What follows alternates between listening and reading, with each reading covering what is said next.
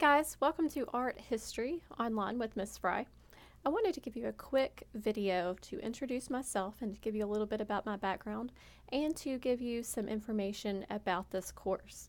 Now, all this information can be found online in the Start Here module or in your syllabus, but I wanted to highlight a few things in this video.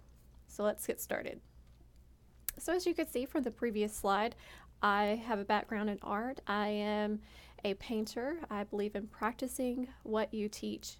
And so I do have a life as an artist outside of my full-time teaching position at TVCC, which I adore. I love sharing my passion of art with my students. And I've had the fortunate experience of being able to travel and visit some of the world's most famous museums.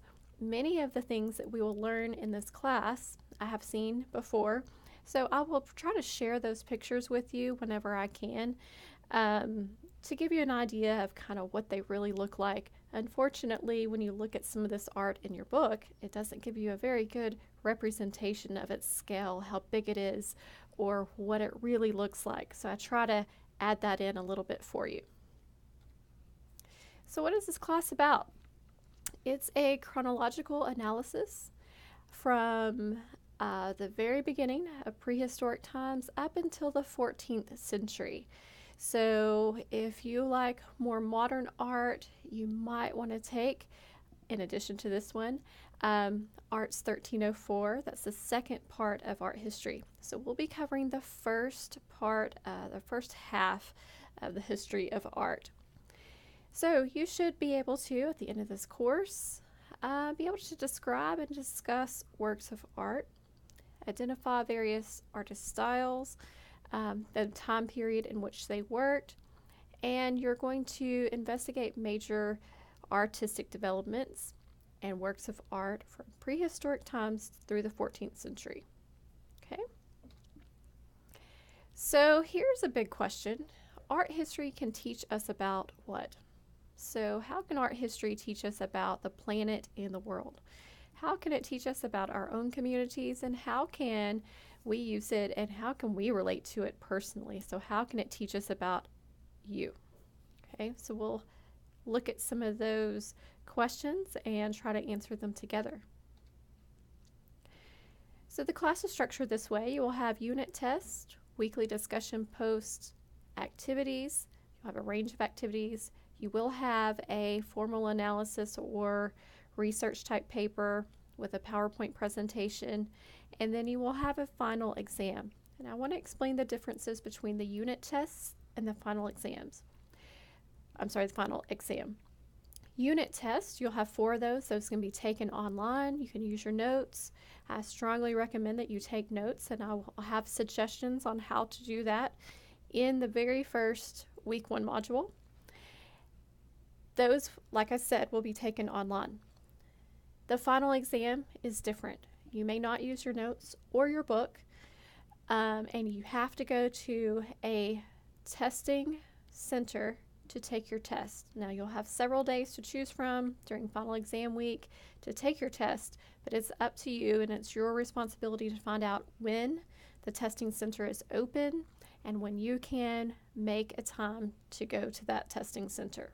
So you will not take your final exam at home online, and I will not give any exceptions for this. So you need to plan ahead now to make sure that you're not going out of town or any of those things during the week of testing.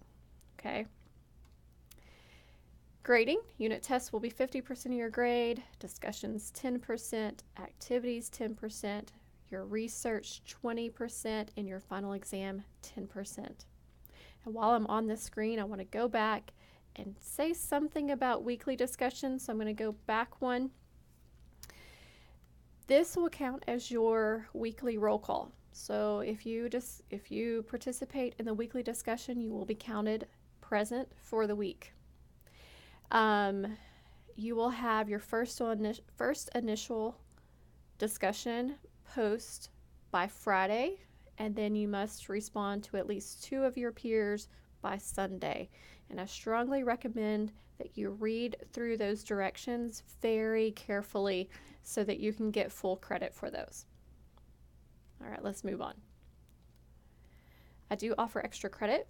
You may add up to 20 points to a test, a unit test, by visiting a museum throughout the semester. You'll have to do a little bit of written work along with this, and that is outlined very specifically in the course information at the Start Here module.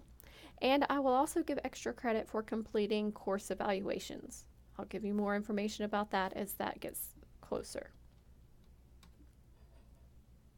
So a few of the goals that we're going to end with here is, how has art and architecture changed over the thousands of years? We'll look at that, and we'll notice how artists have recorded history of man, and where can we see these influences today? How has it shaped the way we actually live today, the buildings that we come in contact with and live in and work in, and how has it influenced art today?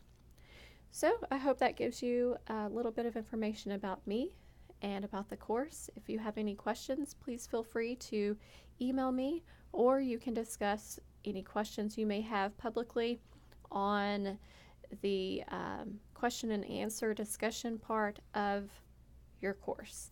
Thanks, and I'll see you soon.